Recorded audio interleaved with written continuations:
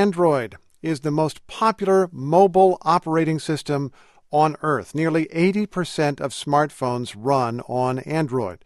Turns out there's a gaping hole in the software, a hole that would let hackers break into somebody's phone and take over just by knowing the phone number.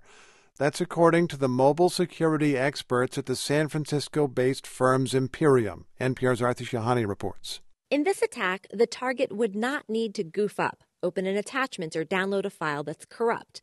The malicious code would take over instantly the moment you receive a text message. This happens even before the sound that you received in a message has even occurred. Joshua Drake, security researcher with Zimperium. Could be absolutely silent. You may not even see anything. Here's how it would work. The bad guy creates a short video, hides the malware inside it, and texts it to you.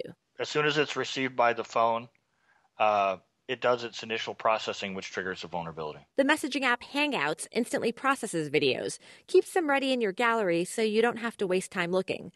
But this setup invites the malware right in. If you're using the default messaging app, Drake says, it's a tiny bit less dangerous.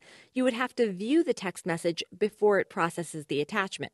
But to be clear, it does not require in either case for the a targeted user to have to play back the media at all. And once the attackers get in, Drake says, they'd be able to do anything.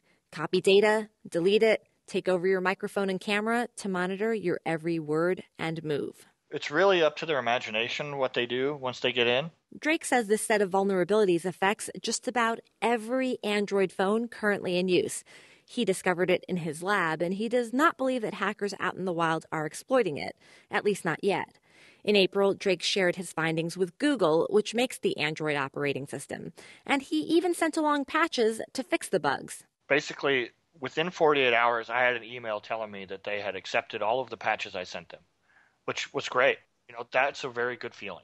But it goes away very quickly, he says, when you look at how long it'll take his Nexus, my Samsung Galaxy, your LG or ZTE, to get those patches. Drake says that as few as 20% will get fixed. The number will probably be higher than that, potentially up to the optimistic number of 50%. Just half of affected smartphones is not a very optimistic estimate. And Google agrees with it. The company declined a recorded interview, but Adrian Ludwig, the lead engineer for Android security, told NPR the flaw ranks as high in their hierarchy of severity. They've notified partners and already sent a fix to the smartphone makers who use Android.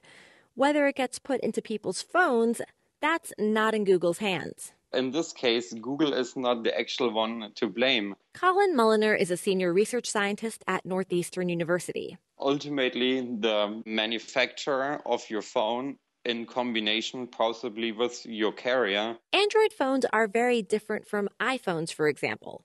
Apple runs a closed system. It controls the hardware and software, and it's fairly easy to ship out a major revamp. Google gives its latest version of Android to manufacturers, who then tweak it as they please. Carriers like Verizon and T-Mobile do more tweaking. And often, Mulliner says, they don't have a financial incentive to fix phones already sold. If you can save money by not producing updates, you're not going to do that. And since the market is moving that fast, at some point it doesn't make sense for a manufacturer to provide an update. NPR has asked leading phone makers and wireless service providers if they'll fix the bug. We're waiting for responses, and we'll post them online at npr.org/alltech. Arthi Shahani, NPR News, San Francisco.